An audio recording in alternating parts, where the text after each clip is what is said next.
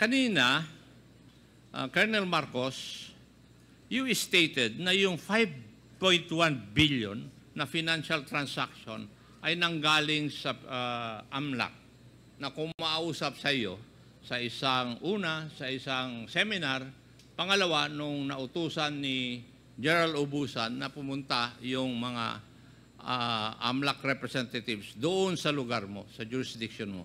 Tama? Ang pangalan po niya, sir, Attorney Josepho Stambago. Bakit kanina nung tinatanong ka ni Honorable Paduano, Kwan? Sir, hindi mo masagot-sagot kanina. Kanina, lumabas yung 5.1 billion transaction na yon dahil nakasama sa ebidensya nyo na nakuha sa raid na ginawa nyo. Now, alin na po ang totoo?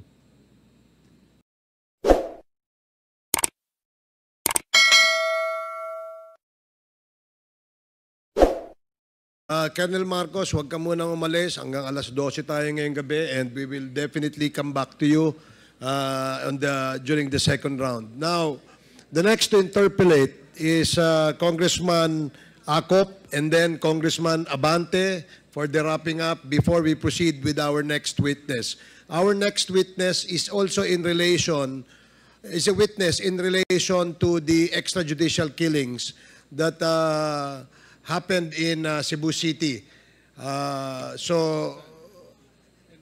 And Quezon City. So, Congressman Acop, you're now recognized. Thank you, Mr. Chair. Natanong na yung karamihan na tanong. But first, may ask Pedea, how was the late Mayor Rolando Espinosa and Kerwin Espinosa described in the original list of the war against drugs? Ano po ang nakadescribe doon sa inyong files? Your Honor, in the original list, they were described as drug lords. Both of them? Yes, Your Honor. Okay. Now,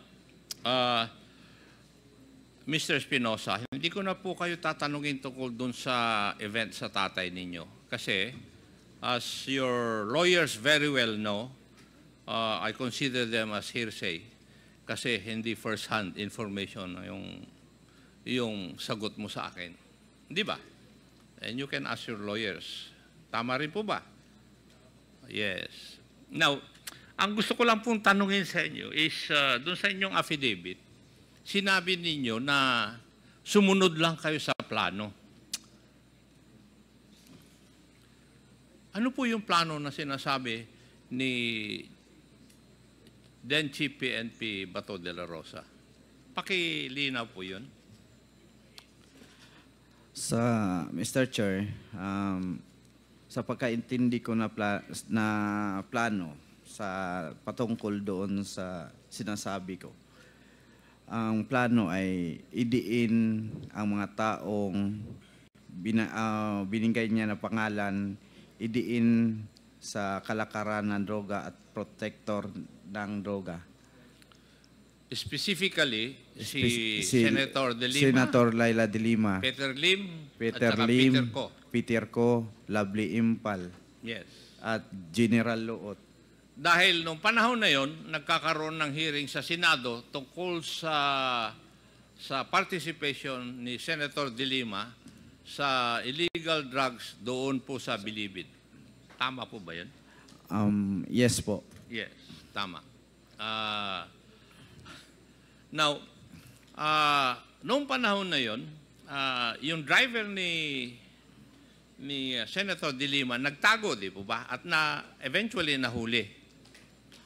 Tama po yun, Mr. Chair. Kaya nung ikaw ay nanggaling o nakuha sa Dubai, dinala ka rito sa Camp Crame, doon kayo nagkita ni Mr. Dayan.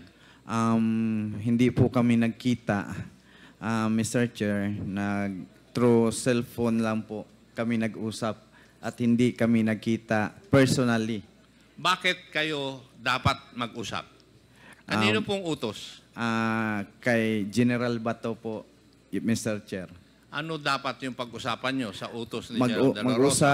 Mr. Chair, mag-usap daw po kami, Mr. Chair, ng tungkol doon sa mga date na binanggit namin at sa mga lugar na nangyari. Kung saan nangyari kasi hindi nagkatugma ang mga statement namin sa panahon na yon. Bakit kailangan magkatugma yung statement mo at saka statement ni Dayan? Para siguro, Mr. Chair, na paniwala ang isang senaryo. Kasi kayo po ay resource person dun sa Senate hearing? Yes po, Mr. Chair. Okay. Anyway, alam mo naman siguro habang ikaw ay nandun sa Abu Dhabi na merong sinabi si President Duterte na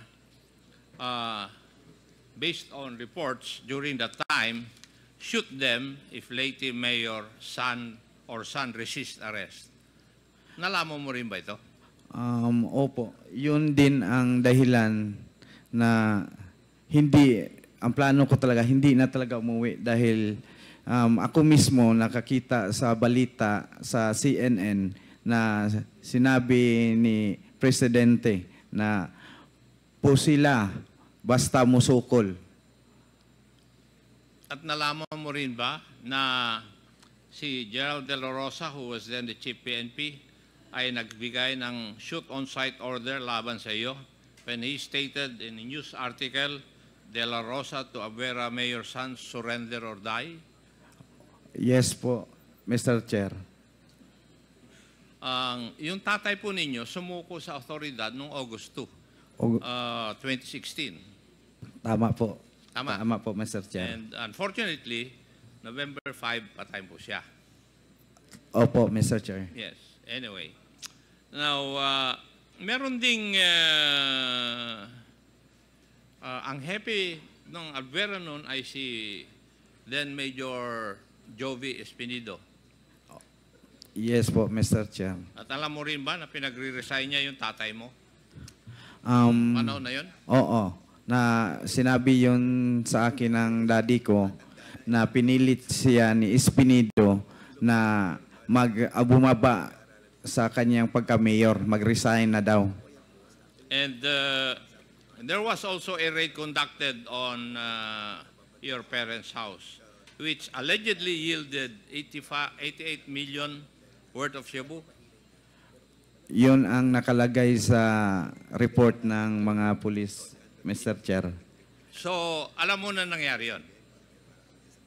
Opo, Mr. Chair. Meron ka bang naging girlfriend na Ana Luliaguno? Naging asawa ko po yun si Analo Liagono po, Mr. Chair, nung ako ay na-detain sa Cebu City Jail. Po. Naging asawa mo nung ikaw ay na-detain? Opo, doon kami nagkakilala sa loob, Mr. Chair. And naging asawa mo siya. Ano naman ang kaugnayan yung dalawa kay Jeffrey alias Jaguar Diaz na isang drug lord din who was allegedly killed in Las Piñas? Pakiulit po, Mr. Chair. Ano po ang kaugnayan nyo dalawa kay Jeffrey Diaz alias Jaguar, a drug suspect allegedly killed in Las Piñas? Yung asawa ko po, Mr. Chair, may relasyon, parang naging girlfriend, naging kabit ni Jaguar Diaz po, Mr. Chair, sa panahon na yun. At iniwan ako. Oo, naghiwalay kayo at sumama kay Mr. Diaz. Anyway. Opo, Mr. Chair. Doon din sa panahon na yon, nung kayo po ay nasa kustodiya ng ating otoridad, sinisigaw mo nung panahon na yon na you will tell all but you're not a drug lord. Pero doon sa listahan ng original list ng Drug Watch, ang description po sa inyo, ay kasama sa drug lord. Kaya una kong tinanong yung PDEA kung ano ang meron o saan ka naka-categorize kayong mag-ama. Sabi nila, drug lord. So, pero nung ikaw ay nandito na sa ating bansa, you were shouting to heaven na sasabihin mo ang lahat, pero hindi ka drug lord. Yun ang pinagsisigaw mo eh. Tama po ba? Opo, Mr. Chair. Hindi po ako drug lord. Sigurado ka ron. Opo, Mr. Chair. Ano kaya ang dahilan bakit nakalista ka na drug lord doon sa original list ng war on drugs? Hindi ko alam, Mr. Chair, o baka may gustong ma-promote at sa politika din. Na hindi po ako drug lord. Hindi po ako drug lord. Para sabihin ko sa taong bayan, hindi ako drug lord. Pero naging isang adik-adik ako. Naging drug user ako. 22 years ago. Naging drug addict po ako. Pero hindi po ako drug lord. Yung mga statements mo doon sa Senado during the hearing, binawi mo lahat maliban sa isa. Yes po, Mr. Chair. Ang hindi mo, binawi mo lahat yung sinabi tungkol kay Senator De Lima, di ba? Opo, Mr. Chair. Maliban lang sa isa na statement mo. Yung statement mo na paghihingi ni Colonel Marcos ng 3 million, yun ang hindi mo binawi eh. Tama? Tama po, Mr. Chair. At nakalista rito kung paano ang paraan, paano hiningi at paano ibinigay yung pera ng tatay mo, kay Colonel Marcos. Tama po, Mr. Chair. Yes. Thank you. Now, may I know why Colonel Marcos is not around?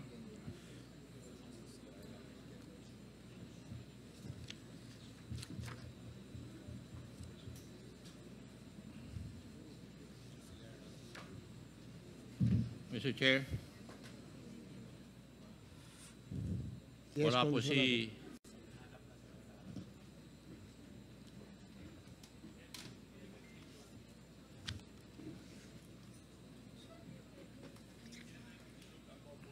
While waiting for the if I may Yes. just ask a short question kay Yes, kay Mr. Chair. Kerwin. Kerwin, ano bang negosyo ng pamilya nyo sa Albuera? May hotel po kami, Mr. Chair. Hotel. Hotel po. Pwede bang sa inyo yan? Sa inyo yan? Kayo may-ari mismo ng hotel? O may Opo. pamilya nyo lang? O may mga kasosyo kayo? Pamilya namin po. Pamilya lang. Sige. Colonel Marcos is already here. Please proceed. Yeah. Thank you, Mr. Chair. Colonel Marcos, Yes, sir. how long have you been in the service? Bali, nag-30 years, sir, nung May 2, sir. 30 years and May 2. Out of the 30 years, how long have you been with CIDG? Since July 2016 up to present, sir. Hindi mo sinasagot yung tanong ko eh. Ah, Gusto mo sorry. pa mag-addition pa ako o mag-subtraction eh. 16, Kaya kung nga tinatanong sa'yo, ikaw dapat nakakaalam kung ilang taong ka na sa CIDG. 8 years, sir. 8 years. Continuous yun or may break? Continuous na naman po, sir, except nung na-restrict, si IDG pa rin naman ko nung restrictive custody ako, pero till sa time na nakulong kami for 4 months, pero ano kami, sir, automatic leave of absence, pero si IDG pa rin yung unit namin. Gerald Torre, is Gerald Ernia present? Kindly please take your seat.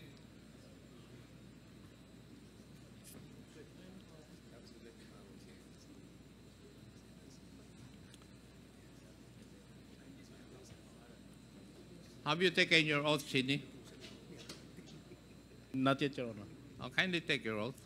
Comsec.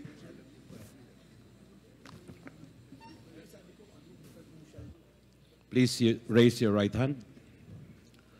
Do you swear to tell the truth, the whole truth, and nothing but the truth in this public inquiry? So help you God? Yes. Yes, sir. Thank you.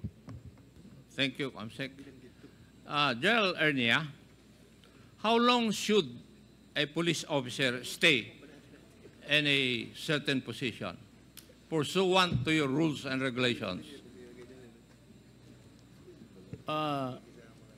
In our existing policy, Your Honor, for key positions like CIDG, as regional chief, the maximum tenure is 2 years, Your Honor.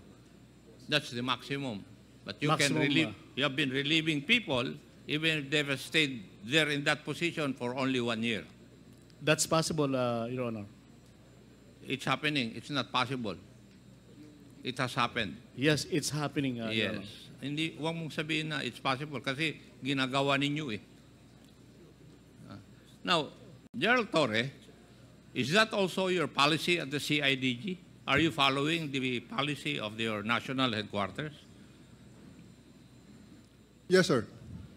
And may I know why Colonel Marcos is still occupying that post?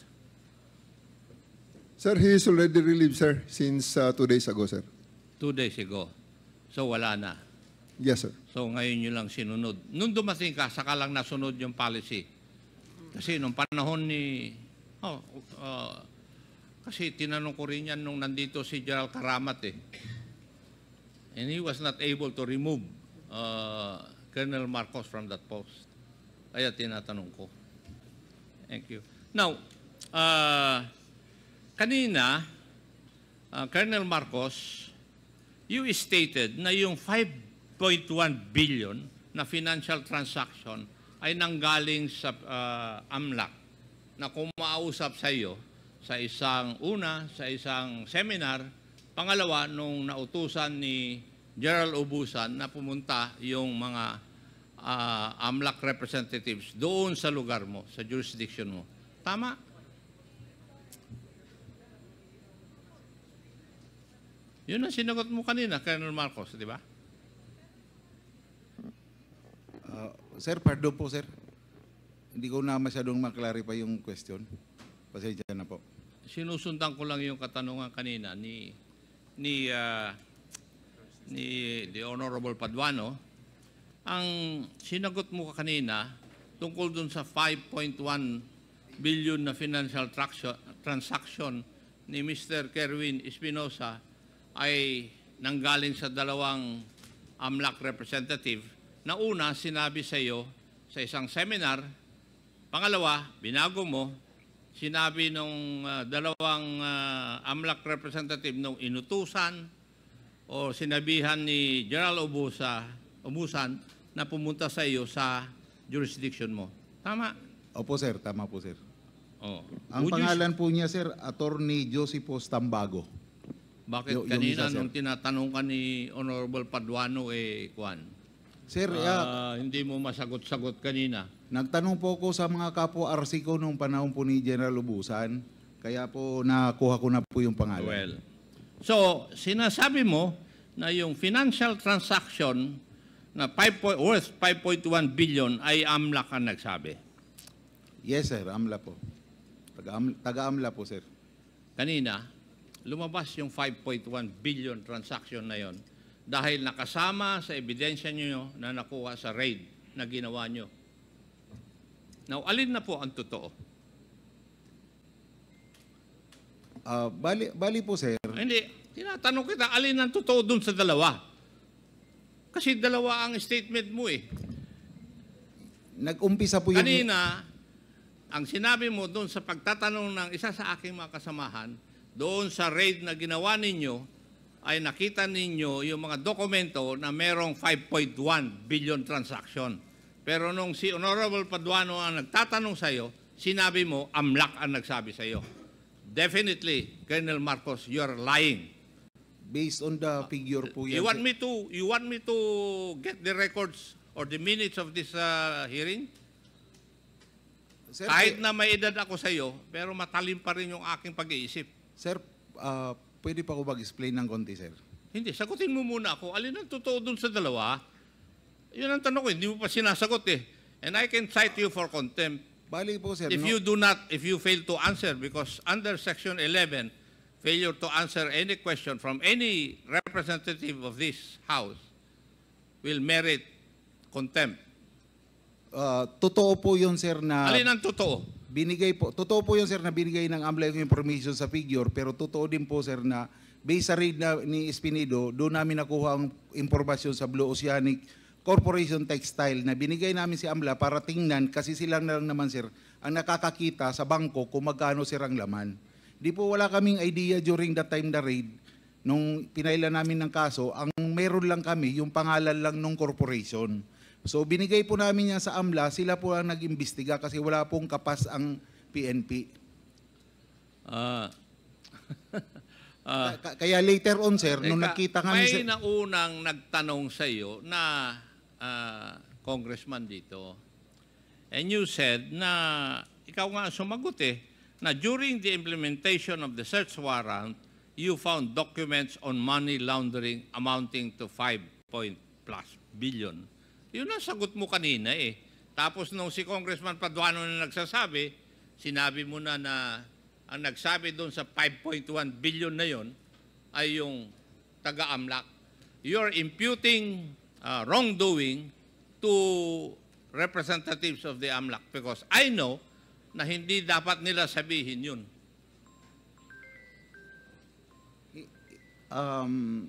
Hindi naman siguro, kasi sir, kung kami nga nagtatanong sa AMLAC, hindi nila sinasabi. siguro, sir, na-confuse lang yung pagbigay ko ng No, information. so, would you say na yung pag-confuse mo, you lied?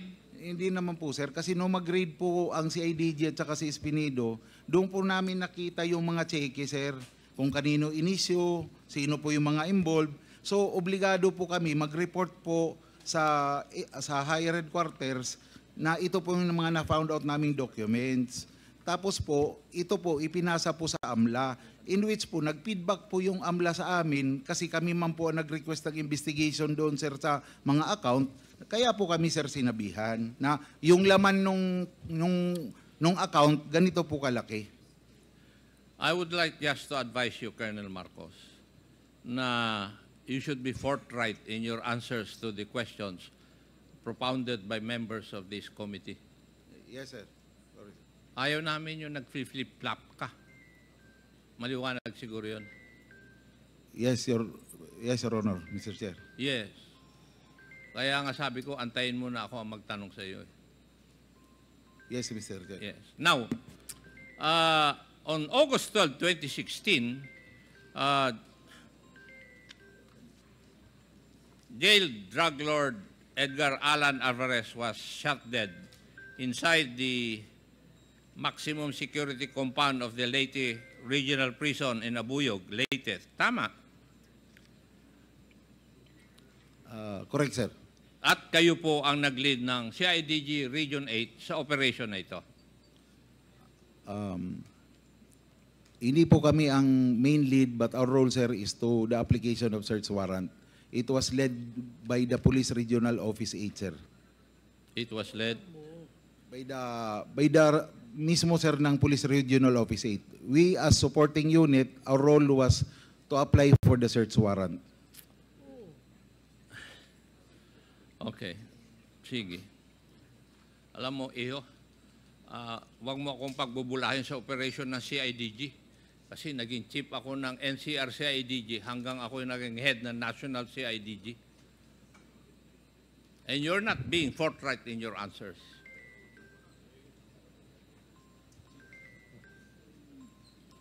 Now, doon sa, yun yung una na nag-apply kayo ng search warrant sa isang detention center. Tama? Sa Abuyog, sir? Abuyog po. Yung kay Alvarez. Opo, sir. Sa Abuyog Penal Colony. Yes, yun nga yung first. Yun yung first. Kasi tinanong ka kanina ng isang kasamahan ko rito whether meron pang nangyari na nag-apply kayo ng search warrant sa isang detention center. Sabi mo, oo. Opo, sir. Oo. Pero dadalawa lang yun sa buong Pilipinas. Ano sa tingin mo? Sa iyo lang nangyari? Meron pang isa, sir, pero hindi ko ka-unit, sir. Taga Pro 8, sir. It was led by Colonel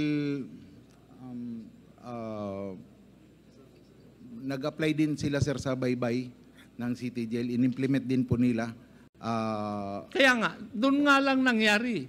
If we go back to history, maski nung ako'y naging chief ng CIDG, walang nangyaring ganyan. Kasi ang protocol, nagkikipag-usap kami sa jail superintendent. Hindi ko alam kung kailan nyo binago yan. Ngayon lang nangyari sa CIDG, nag-a-apply ng search warrant sa isang jail facility, which is supposedly controlled by government. Di ba? O, sa inyo lang talaga nangyari. Yung sa amin during that time, sir, sinubukan lang naman po namin kung paa-aprobang po kami ng judge, sir. Yun lang ang... Pero kung hindi naman... Tama yung sinasabi ni Honorable Paduano kasi may rason kayo. Di ba? Huwag mo na akong paikutan. Mas magaling ako magpaikot sa ulo mo. Okay? May I know, how many search warrants did you apply for doon po sa Abuyod kung saan nakadetain si Mayor Rolando Espinosa? Only one, sir. Isa lang po. Only one? Opo. Hindi kayo ang nag-apply ng search warrant for a certain Mr. Yap? It was on the same search warrant, sir. Dalawa po yung subject. Bali, dalawa sila, sir, na ano. May know, are you telling the truth? As far as I can recall, sir, parang... Sagutin mo ako, are you telling the truth? Yes or no? In my kung sumasagot ka kung hindi mo alam, in my honest belief, sir, isa lang po. Kasi ako po may hawak ng search warrant nung pumasok kami, sir. Isang papel lang po. Yung mga DOJ, pwede ba yun?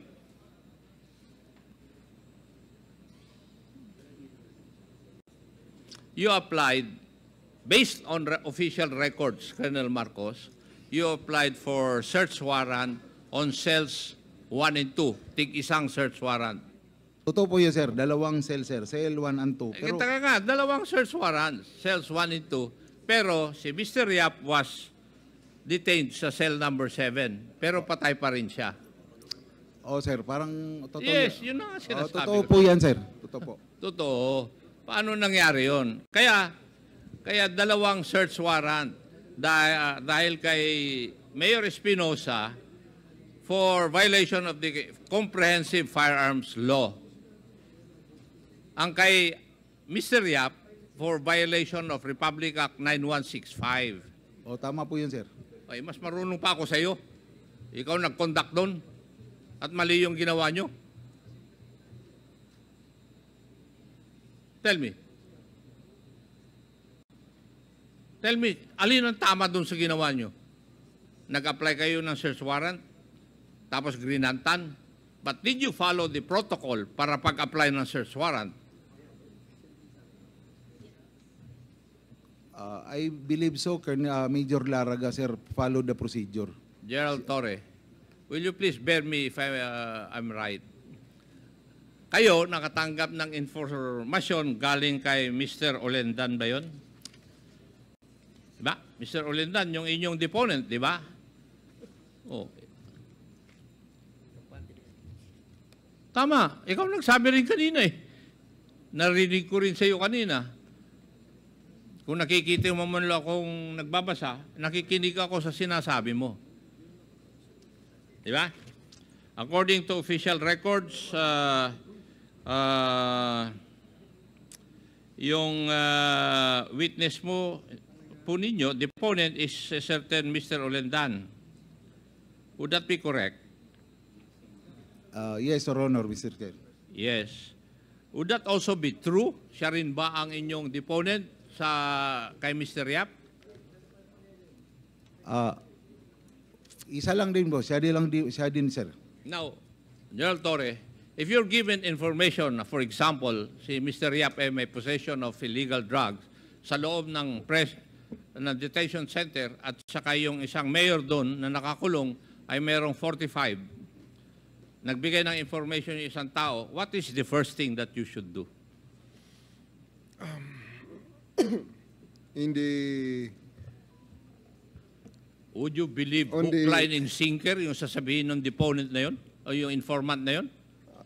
I will check, of course, sir, the veracity of the information Yes, given and to that is what we call the vetting process Yes, sir. of the information. Now, Colonel Marcos, did you do that? Sir, ginawa siguro ni Major Laragay yan, sir. Ayaw ko makuha yung siguro. Ginawa niya yun, sir, kasi in-approve man, sir, siya ng application niya. As I said, sir, kahit nandito naman po si Director, ang mga provincial officer natin, sir, is may independence po sila sa pag-apply ng search warrant. Ang regional chief po, hindi po nakikialam. Look, alam mo, ang sinasabi mo ba sa akin ay hindi mo alam na magkoconduct ng search doon sa jail? Is that what you're trying to tell me? Nung approve na, sir, yung search Ay, warrant. hindi nga. Oh, nung approve na po. Sagutin mo yung umiiwas ka kagad, dumidepensa eh. Ang tanong ko sa iyo, hindi mo ba alam na magkoconduct ng search warrant yung provincial office mo doon sa detention center? Alam ko po, sir, And kasi then, ano po dapat ang ginawa ninyo bilang regional head? Binerify- Hindi ba ang responsibilidad mo ay titignan mo that everything is in order or in accordance with law? binerify ko yan, sir, clear. So, binerify mo and everything was in accordance with law. Tingin mo. Ni-repair din po yata yun sa legal, ni-repair din po sa legal ng CIDG yun, sir, kasi before the implementation, sir, mag-clearance po ako kay Director CIDG.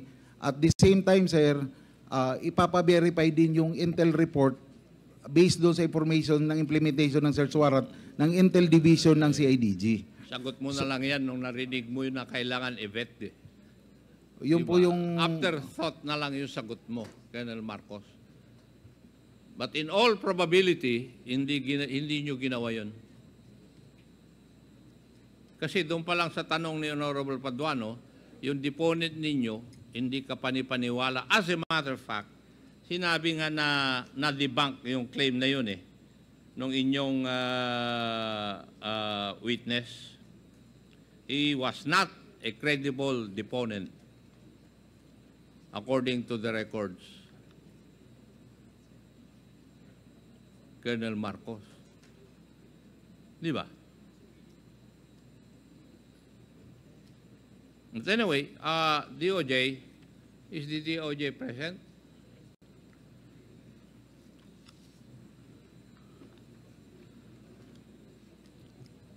Yes, Mr. Chair. Ako, kanina, sinasabi ni Colonel Marcos, pinagyayabang na niya, na na-filean siya ng kaso, na-quit siya. Tama? That is what I heard. That is what you heard. Yes, Okay. Mr. Chair. Yun ang sinabi niya, di ba? Kasi, tama nga rin po yung sinasabi niya na since nagkaroon po siya ng trial, he has been arraigned, double jeopardy will set in. Tama po. Yes, yes, Mr. Chair. And would you agree with me that the only way that the case can be reopened is if there is a decision that there was a mistrial? That is correct, Mr. Chair. That is correct. Thank you. Thank you, DOJ. Pag-aralan mo yun, Colonel Marcos. Thank you, Mr. Chair.